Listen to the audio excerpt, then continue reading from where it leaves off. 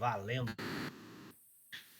Tendências do trabalho. Seja muito bem-vindo ao nosso podcast Talento, Gente e Gestão, com Edson Ferreira e eu, Gleidson Silva, empresário e gestor. Seja muito bem-vindo. Edson, bom dia, bem-vindo. Bom dia, Sr. Gleidson. Bom dia, boa tarde, boa noite, dependendo da hora que estão nos assistindo, uma vez que estamos gravando esse podcast. E vamos a mais esse conteúdo para ajudar a pensar um pouco sobre como adaptar e melhorar o nosso ambiente de trabalho. Muito bem. E quando o assunto é tendências de trabalho, interessante que por mais que a gente fale assim, nossa, tendência então quer dizer que é algo que está por acontecer. É engraçado, Edson, que essa tendência ela já está acontecendo. E quando a gente fala sobre esse assunto, você, empresário e gestor, daqui a pouco, ao longo desse podcast, vai ter a oportunidade de perceber que entra tendência e sai tendência, mas existe algo que não muda. Tem três pilares fundamentais que não vão mudar, independente da tendência. Então, eu te convido a ficar conosco até o final desse podcast, até o momento do direto ao ponto, porque ao longo do podcast você vai compreender quais são esses três fundamentos, esses três pilares que, independente da tendência, eles não vão mudar. E aqui já de cara, já, como nos casos do outro, desmontando uma bomba aqui, desarmando uma bomba, se você, empresário, gestor, líder de equipe, tem aversão à tecnologia, o conselho que eu te dou é que você se vacine contra a aversão. Porque uma das tendências que já está se tornando realidade agora, a gente está falando aqui no dia 31 de dezembro de 2024, é o uso da inteligência artificial durante a execução de alguns trabalhos. Sobretudo aqueles trabalhos que exigem ali uma especialidade, e esse trabalho ele tem um grande volume de dados para ser analisados.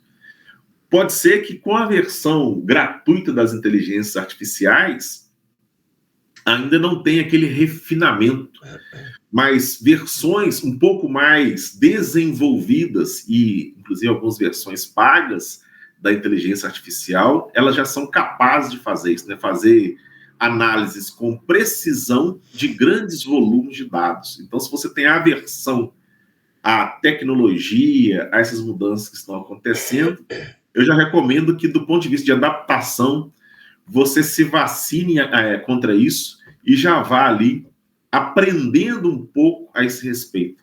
Ainda que você não vai implementar numa totalidade dentro da sua empresa, ainda que a cultura da sua empresa seja uma cultura de não uso da inteligência artificial, por exemplo, é importante você se atentar para isso. Essa é uma tendência e dentro de algumas empresas já é de fato uma realidade. E quando a gente fala em tendência, Gleidson, às vezes quem está nos ouvindo aí, quem está nos assistindo aí, vai pensar que a gente vai falar de futurologia.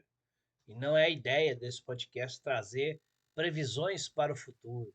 Não é na ideia desse podcast, nem é um hábito nosso fazer essa futurologia e ficar pensando aqui no que é que vem. Por que não? Porque a gente tem muita coisa que já está aí e precisa, você usou a palavra certa, precisamos nos adaptar. Então, primeiro vamos cuidar do que já está aí.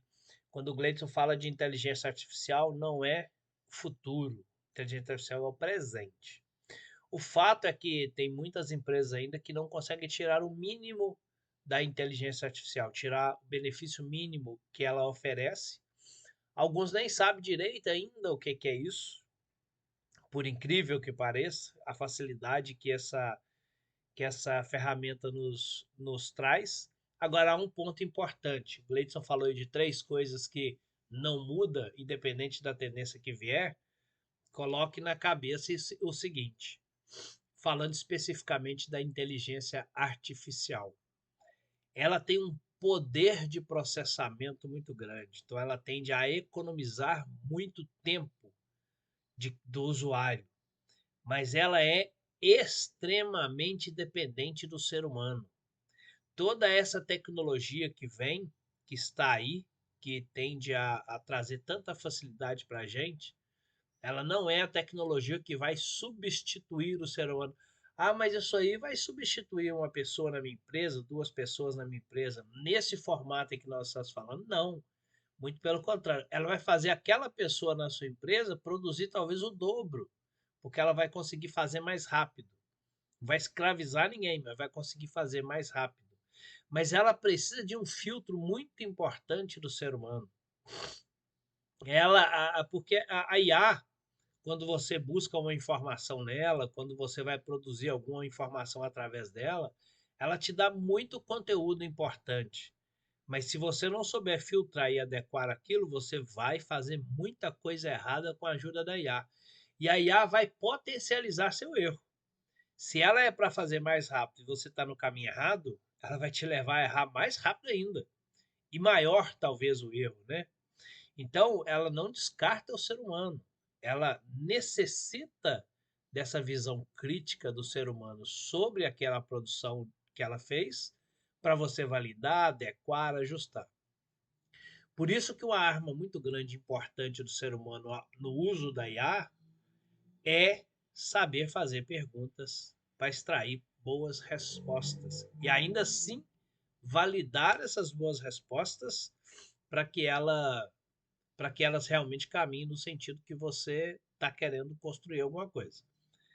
Então ela só agiliza, tá? E de uma forma incrível. Realmente ela agiliza de uma forma incrível. Nessa versão gratuita que o Gleidson falou, é só você entrar ali nos mais conhecidos, que é o ChatGPT, o Gemini. Apesar de que aquela da Meta já está disponível até no WhatsApp, né? A Llama já está disponível até no WhatsApp, então você já usa ali mesmo. Agiliza também muito mais essa opção. Então, o que ela faz, cara, é agilizar o processo. Essa gratuita ali que você quer saber uma informação, por exemplo, digita lá tendências do trabalho para 2025. Se você digitar só assim, já vai vir uma série de informações. Agora, construa essa pergunta de uma forma mais elaborada, conectada com o que é o seu negócio, para você ver respostas mais afinadas ainda. E a partir disso é você que faz a curadoria disso para saber como é que você vai usar. Então isso não dispensa o ser humano, não dispensa a inteligência do ser humano, muito pelo contrário. Potencializa o que você tem. Se o que você tem é um erro a ser produzido, pode ser que vai potencializar isso. Se o que você tem é vontade de fazer a coisa certa e quer pesquisar e criticar isso, vai potencializar o seu resultado também. Então já fica aqui a IA, é uma tendência para hoje, porque ela já está acontecendo. Ô Edson, que legal esse raciocínio, rapaz. Tomar cuidado para a pessoa não correr demais para o lado errado. Essa daí foi legal. Tá vendo, empresário e gestor? Eu dou risada dessas coisas, porque, de fato, tem até um ditado que fala sobre isso, né? Nós tropeçamos em pedras pequenas. Ninguém tropeça numa montanha, nós tropeçamos em pedras pequenas. E o mau uso de uma tendência que, na realidade, já está acontecendo de fato, é o mesmo que tropeçar em uma pedra pequena. E foi legal o Edson ter trazido esse raciocínio, porque muitas das pessoas, elas deixam de extrair o melhor de uma ferramenta, o melhor de uma tecnologia, às vezes, ou é por ignorância, ou seja, não saber o que de fato aquilo é, para que serve, e não saber usar, ou por até ter um pouco de conhecimento, mas não o suficiente para poder, de fato, usar com eficiência, com eficácia, e aí o uso incorreto, o uso errado gera a crença de que não funciona para mim. Uma outra realidade que, se a gente for falar assim, no elenco de tendências, já está tendo uma aplicação muito prática, é a automação. Inclusive, eu estou fazendo um curso de automação para o WhatsApp. E aí vai de encontro com aquilo que o Edson estava falando, Edson, que não substitui o ser humano. Porque na minha visão superficial, mesmo conhecendo algumas ferramentas voltadas para atendimento ao cliente, por exemplo, então você pega uma multiplataforma, onde você tem lá múltiplos canais de atendimento, vem demanda, por exemplo, do Instagram, do Facebook, de repente vem uma demanda do WhatsApp, vem uma demanda do site da empresa, e aí você tem ali uma multiplataforma que faz a gestão dessas mensagens, dessas conversas, independente de ser de texto, de áudio, ou foto, até mesmo vídeo, e você vai interagindo com aquilo. E por mais que tenha uma automação, os famosos bots ali por trás, há, em algum momento, a necessidade de uma transferência, de uma intervenção humana. E o mais curioso é que mesmo antes de a automação funcionar, precisou de alguém sentar e pensar e antever, ter uma antevisão. Quais seriam aqui as principais perguntas que um cliente pode fazer? E para essa lista das principais perguntas, quais seriam as principais respostas que encaixa? Então, criar essas ramificações, essas teias por trás ali daquele processo de comunicação é um papel do ser humano e isso não tem como substituir, porque o ser humano é que tem essa sensibilidade. E aí no curso a gente escuta falar sobre a humanização do atendimento. E essa humanização do atendimento vem, por exemplo, no tom de voz, e o tom de voz aqui, o tom da fala mesmo, independente de ser escrita ou falada com a boca, o tom, velocidade, se a forma ali, a linguagem, ela está mais num campo semântico. O que é o campo semântico? É o campo de palavras que aquela pessoa está acostumada, não está. Se é um tom um pouco mais formal ou um pouco menos formal. Então perceba que por mais que a tecnologia facilite, quando a gente fala de automação nesse sentido de atendimento ao cliente, por exemplo, e nós poderíamos citar aqui outras realidades também, há a necessidade do ser humano para fazer com que, de fato, aquilo que ficou automático a partir de agora não perca pelo menos um pouco, né, da sensibilidade. E que é isso que nós buscamos desde os primórdios, né? Nós lá desde os primórdios buscamos isso, buscamos essa interação. Lembra dos homens das cavernas, lá reunido em torno de uma fogueira e trocando ideia ali, falando a língua que dava para falar? Então, nós somos seres relacionais. E por mais que haja essa possibilidade de automatizar alguns processos que são repetidos, a pitada final, a cereja do bolo, é de fato a participação, a presença do ser humano. O Gleidson, outra coisa que eu acho que vai fazer muita diferença, acho que já faz hoje também, não é algo novo, mas já faz diferença e vai fazer cada vez mais diferença, é um bom e cada vez mais adequado processo de recrutamento e seleção. Por que isso? Porque a gente está agora no momento em que a gente tem gerações muito diferentes convivendo. A gente sempre teve isso, mas agora a gente tem três, quatro gerações convivendo. Um jovem hoje de 20 anos, que é muito novo, ele já tem uma diferença brutal para um comportamento ou adequação ao mundo do que um jovem de 10 anos, 12 anos, 13 anos, 14 anos, até 15 anos. Já tem uma diferença muito grande, né, nisso aí. Então são pessoas que tendem a se comportar de uma forma diferente. Aí vem a ideia das gerações, geração Y, geração Z, geração tal, que traz isso. Por quê? São pessoas que nasceram num momento muito diferente, convivem com a dinâmica de mundo muito diferente. Então isso tudo tende a moldar o seu comportamento. Não é nem uma escolha de ser assim um assado, mas é o ambiente que forma, que cria ou que modela esse comportamento. E essas pessoas vão entrar na empresa daqui a pouco, de 20 anos já está entrando, o de 15 anos daqui a pouco, o de 10 anos daqui a pouco. Eles vão entrar na empresa, a gente vai ter pessoas de uma diversidade comportamental muito grande. E a empresa escolhe se até quando essa diversidade faz sentido para ela. Eu acho que sempre faz, mas tem a dose certa. Então, esse processo de recrutamento e seleção para trazer para a cultura da empresa, porque esses jovens vão entrar em empresas que formaram a cultura ao longo de décadas. Eu não estou dizendo que a empresa não tem que se adaptar, muito pelo contrário, ela tem que se adaptar, mas nós também precisamos entender como a empresa não se adapta da noite para o dia. Na velocidade com que essa geração muda, talvez ela não consiga se adaptar, mas ela tem que estar pronta para a adaptação ao longo do tempo, para ir conseguindo absorver essas novas gerações e esses comportamentos diferentes. Agora, o processo de recrutamento e seleção, para quê? Para que, enquanto ela não consiga mudar tanto assim o que precisa mudar, e eu não sei se é saudável ou não, cada empresa tem que fazer a sua análise, ela consiga trazer para dentro da empresa pessoas mais adaptadas àquele estilo. Ah, mas a geração Y, Z, eu não consigo achar pessoas assim ou assado. Tem sim. O comportamento é muito múltiplo. Não é uma geração, não é aquela geração tal que ela é todo mundo igual. Existem pessoas diferentes, com conceitos diferentes, com criação diferente, portanto, com cultura diferente. Então, eu acho que um bom processo de recrutamento e seleção ele vai cada vez ser mais importante.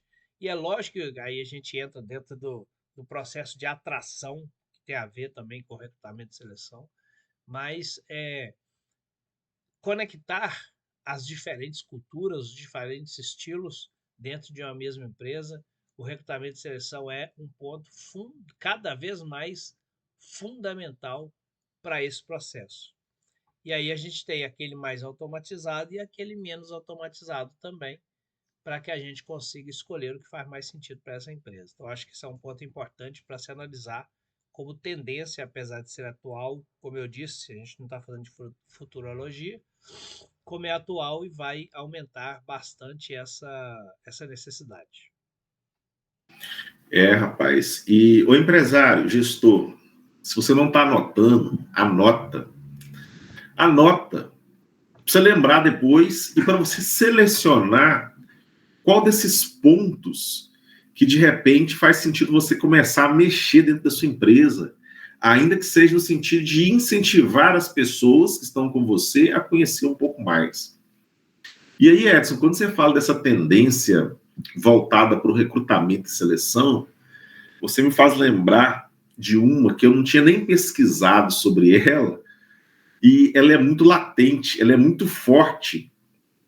E aí você falando me veio aqui em mente, que é a tendência a olhar mais para a cultura da empresa e valorizar a cultura como um instrumento estratégico para fazer com que as coisas aconteçam dentro da empresa de uma maneira mais harmoniosa, não no sentido de acreditar em Papai Noel, passar a mão na cabeça, mas no sentido de ter unidade das pessoas, de ter coesão, de ter engajamento, de gerar clareza para as pessoas, consistência, gerar confiança para as pessoas por conta dessa solidez da cultura.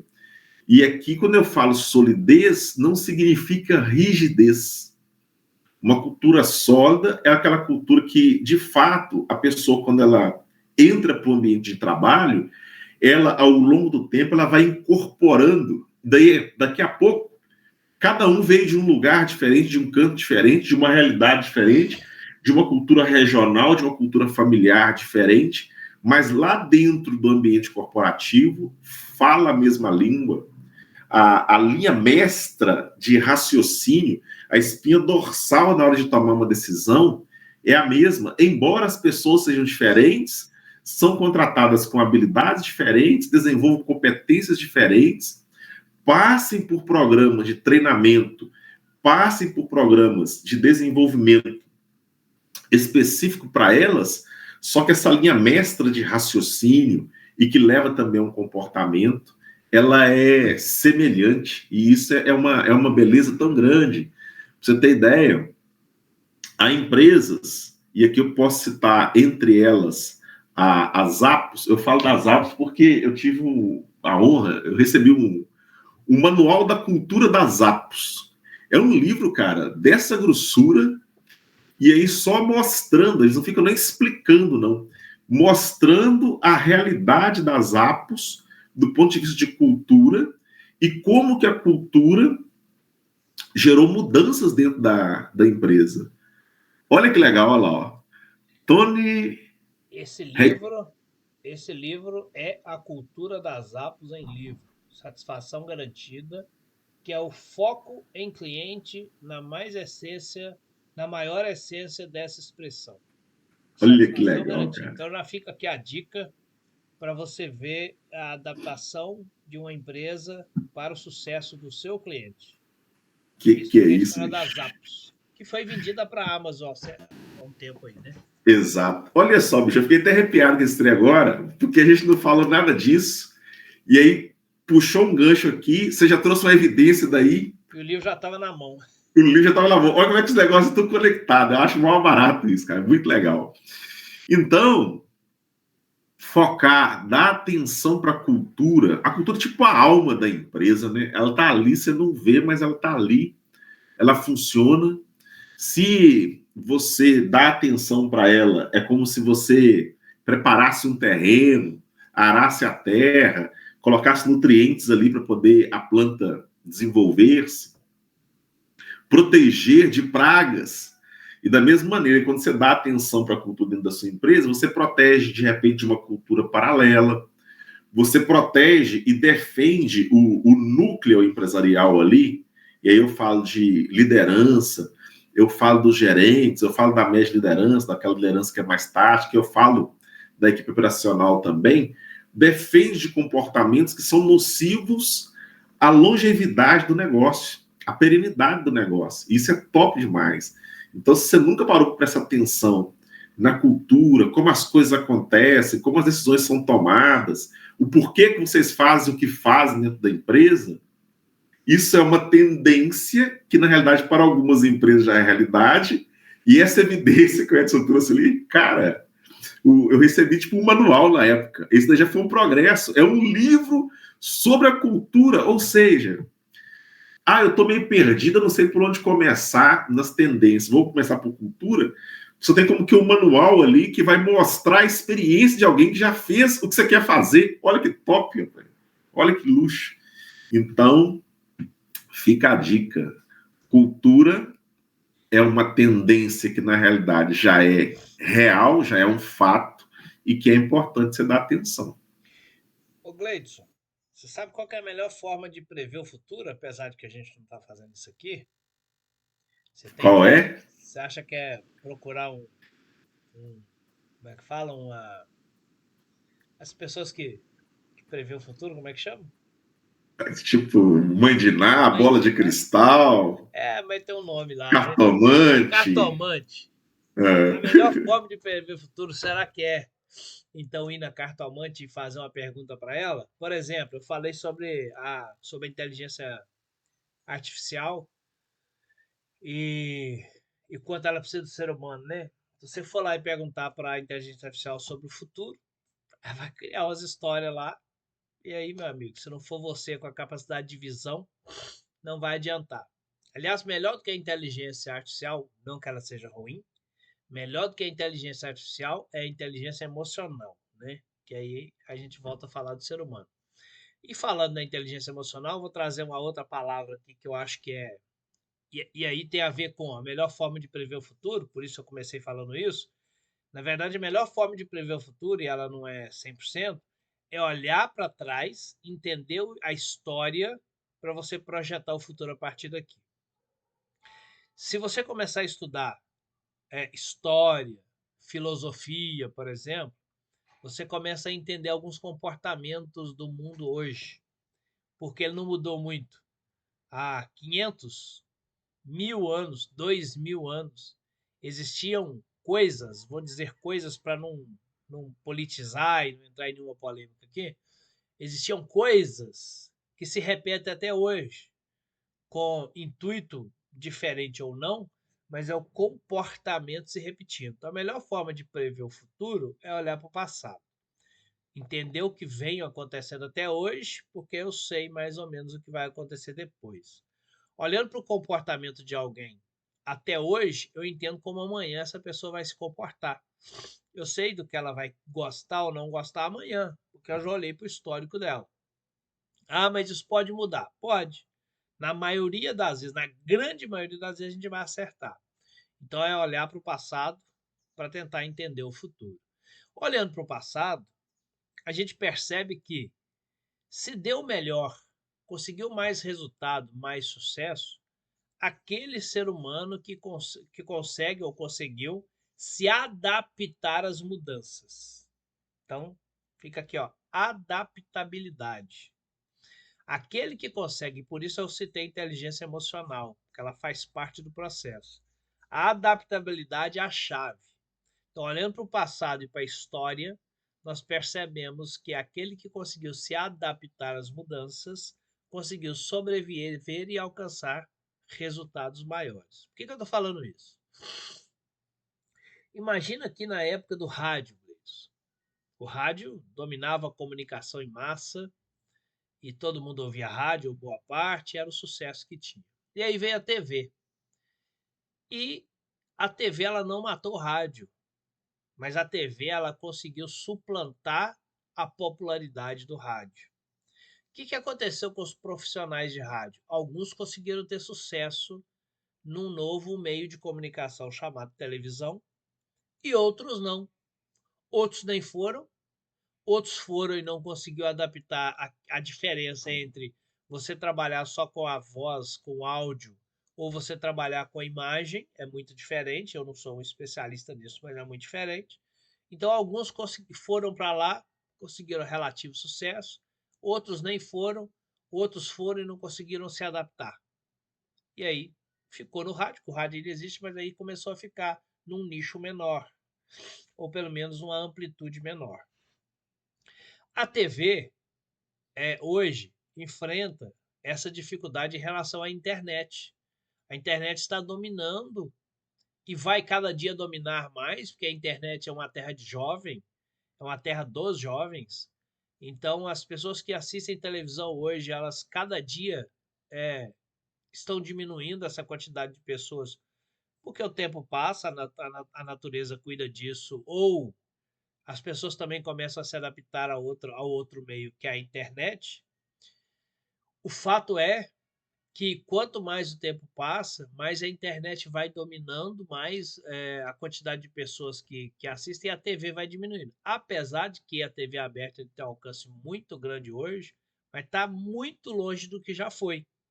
E a velocidade com que isso acontece tende a nos mostrar que a TV cada dia vai fazendo o que aconteceu com o rádio. Vai diminuindo, não vai acabar, dificilmente eu acho que vai acabar, mas ela vai diminuindo e vai atendendo uma quantidade de pessoas menor ou coisas muito específicas. Algumas pessoas da TV vieram para a internet, umas conseguiram ter sucesso, outras não. Umas conseguiram ter muito sucesso, outras poucos, outras nem conseguiram ouvir. E tem gente que até hoje critica a forma como a gente de TV critica a forma como a coisa é feita na internet. Porque é apenas uma forma diferente, que parece a olho nu que é a mesma forma, mas é uma forma diferente. Por que eu estou citando essa história? Porque eu estou trazendo a palavra adaptabilidade. Adaptar-se ao novo, independente do que é o novo, desde que isso esteja dentro de uma ética, de uma cultura específica. A cultura também vai se adaptando a isso. Você só precisa atentar-se para a questão da ética, porque eu acho isso crucial. Então, essa adaptabilidade, Gleice, ela tem ligação especificamente com a minha mentalidade em relação a aceitar o novo, para que eu consiga me adaptar. A primeira coisa é a aceitação, então a mente aberta para o novo e a minha capacidade de aprendizado. Por isso a gente fala tanto do aprendizado contínuo, do lifelong learning, que é aprendizado ao longo da vida, ou seja, eu nunca posso parar de aprender. Então, se a gente está falando de tendência, a gente precisa resgatar esses elementos, que são elementos que não mudarão, que é a adaptabilidade e a capacidade de aprender.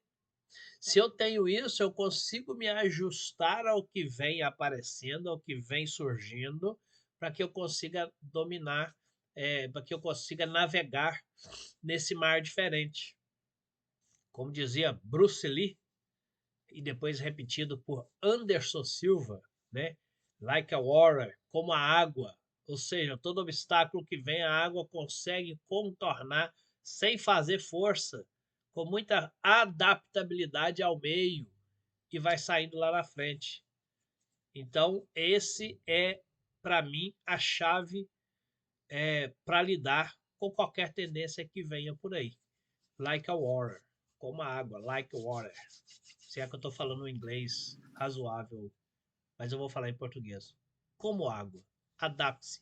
Como a água se adapta. Luxo, Edson. E com isso, você, Edson, revelou duas das três habilidades ou capacidades ou coisas que eu disse no início que nós iríamos revelar que não mudam. O engraçado é que a gente não combinou isso também, mas de fato, das três coisas que não mudam, entra ano e sai ano, e é engraçado.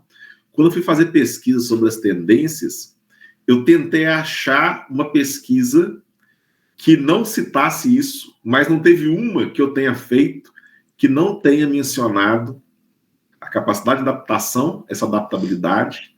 Não encontrei uma pesquisa que eu fiz que não tenha mencionado sobre essa questão da aprendizagem contínua, da capacidade de aprender. E aí, até em algumas das pesquisas, coloca-se o nome chique, soft skill. Essas habilidades, né, de comportamento. Hoje se usa umas palavrinhas bonitinhas, né, Gleide? Soft skill de uma forma geral. Agora estão usando power skill, que são as soft skill mais top, digamos assim. Aí usa o reskilling, que é a readequação. Isso tudo, meu amigo, é adaptabilidade, capacidade de aprendizado. É isso. E aí tem a terceira, que eu já vou revelar para você, empresário, gestor, você está anotando. Então, adaptabilidade, aprendizagem contínua. A terceira é a comunicação. Cara, fundamental e não muda. Se a pessoa está trabalhando presencialmente ou está trabalhando remoto, a ideia do trabalho híbrido, não importa. Se nos dias em que nós estamos vivendo, você, seus líderes, equipe, não desenvolver minimamente a capacidade de comunicação, as chances são que você, líderes, equipes, o negócio vão perder mercado. Vai perder. E aí a comunicação ela vai começar desde como as pessoas comunicam com elas mesmas, comunicam-se entre si e qual que é a mensagem que a sua empresa comunica para o público externo. Então, essa capacidade de comunicação, e aqui eu não estou nem falando de usar expressões, palavras chiques ou bonitas, mas, de fato, comunicar com clareza e direto ao ponto quando for necessário, capacidade de ouvir e de escutar, capacidade de dar e receber feedback. Se vocês não desenvolvem minimamente isso, e se nós também não desenvolvemos minimamente essa capacidade, as chances são que a gente começa a perder, começa a dar aquela impressão que está parando no tempo. E aqui eu vou acrescentar uma outra, que nem estava nas pesquisas, mas me veio em mente quando falamos aqui de comunicação, capacidade de aprender, adaptabilidade, que é essa capacidade relacional, relacionamento interpessoal. É uma outra tendência, mas que na realidade já é um fato. Pessoas que estão dentro da empresa e não dão conta de adaptar-se, de moldar-se para ter um bom relacionamento, e aqui um bom relacionamento não significa ser bonzinho, mas significa, por exemplo, diante de uma cobrança, saber lidar com a cobrança, saber compreender e separar o joio do trigo, porque há cobranças que são inerentes ao próprio trabalho, a grande maioria delas. E a pessoa conseguir, ao ser cobrada, por exemplo, não levar aquilo para o lado pessoal, é uma demonstração real da capacidade ou da incapacidade relacional naquele aspecto, de não levar para o pessoal algo que é extremamente profissional e é inerente do trabalho. Então, quanto mais nós adaptamos, nós adequamos, nós avaliamos a nossa capacidade de relacionamento e também de colocar limites quando for o caso, de colocar aquilo que é tolerável e aquilo que não é, mas de uma maneira sutil, como diriam os estoicos, com virtude, né? Colocar virtude no relacionamento, as chances são que nós consigamos viver essa onda de tendências de uma maneira mais natural. Show de bola. Eu acho que você fechou, porque eu acho que essas três características, ou soft skills, né, ou power skills, porque todas as três estão na linha do power skills quando eles usam essa expressão, elas são chave, Gleice. E as pessoas que ainda não tiver esses três skills, né, desenvolvidas, é necessário que repense um pouco isso, porque é incrível como a cada evolução do mundo, a cada transformação do mundo, essas três se tornam ainda mais importantes. Elas não são passou, está diminuindo, vão para outra coisa. Não, existem certos comportamentos ou certas competências que elas são perenes. Então, se você foca nisso, o seu ganho futuro já é muito grande. Então, pensar, porque cada vez mais o mundo está pedindo mais soft skills e menos hard skills. Então as hard skills não são importantes? São muito. Só que elas estão num momento em que a soft skill é mais importante porque é a soft skill que leva a hard skill. Então, se você não desenvolver essa atividade, você tende a perder espaço num mundo que se transforma de uma forma tão rápida. Ah, Edson, mas hoje nesse mundo a tecnologia é cada vez mais importante. A pessoa que tiver hard skills na área de tecnologia, ela vai ter um ganho muito grande. À primeira vista pode ser, mas a longo tempo não. Porque o que mantém uma pessoa numa continuidade de crescimento e desenvolvimento é soft skills, mesmo que você seja um excelente já na área de hard skills. Então, acho que essas três que você trouxe aí, elas fecham muito bem esse conteúdo e tal. Eu acho que se a gente foca exatamente nisso, a gente consegue essa transformação. A gente precisa parar de pensar em tendência como algo que vai aparecer. Se eu não sei o que vai aparecer, eu não tenho como me preparar para aquilo. Quem é que estava preparado para IA no volume que ela veio, da forma que ela veio? Eu lembro que foi um boom, nossa, agora tem inteligência artificial, vai acabar com o emprego de todo mundo. Olha lá, você entra ali, você vê, você tem tudo, você te dá tudo.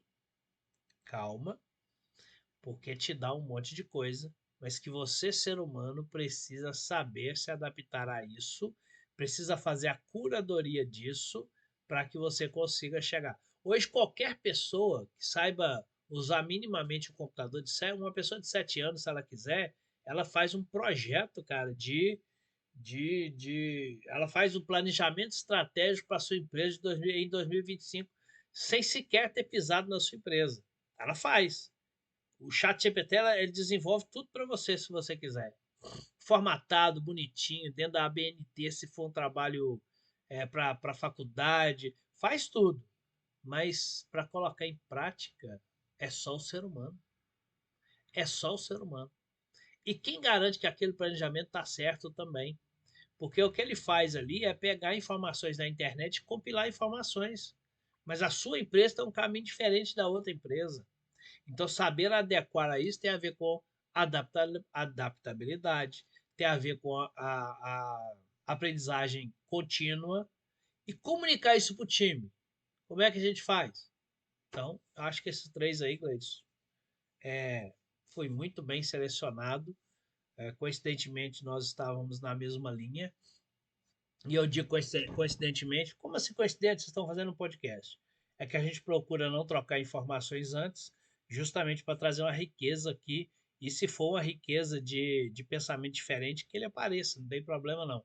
A gente vai adequando, porque isso tem a ver com adaptabilidade, isso tem a ver com a capacidade de aprendizado. Olha que mais uma coincidência incrível. E isso tem a ver com a comunicação aqui que nós somos capazes de manter na mais alta classe, posso dizer assim. Luxo! Com isso, chegamos no momento do direto ao ponto. E o meu direto ao ponto de hoje é uma alegoria, é uma metáfora. Se até a girafa adaptou, quiçá nós dentro das empresas. Então, dê uma olhada para as tendências que já são reais e escolha uma que ainda não virou realidade consolidada dentro da sua empresa e comece a transformá-la. Isso aí, a minha direta não tem como ser diferente, é basicamente o seu. Avalie os 3 elementos que nós falamos aqui: adaptabilidade, comunicação e. Fala outra aí que eu esqueci. Adaptabilidade, Aprendizagem comunicação, contínua. aprendizagem contínua. Faça sua avaliação, veja aquela que é mais importante, você dá um foco agora. Apesar de que, mesmo escolhendo um, você vai estar praticando os outros juntos, você vê que elas são muito interligadas, mas dê um foco específico e começa a trabalhar um pouco mais um desses elementos, você vai evoluir os outros juntos, para você dar o próximo passo e construir um 2025 ainda mais efetiva para o seu negócio e para as pessoas que lá estão. Fiquem com Deus e até a próxima. Até. Forte abraço. Você participou do podcast Talento, Gente e Gestão, com Edson Ferreira e comigo, Gleidson Silva.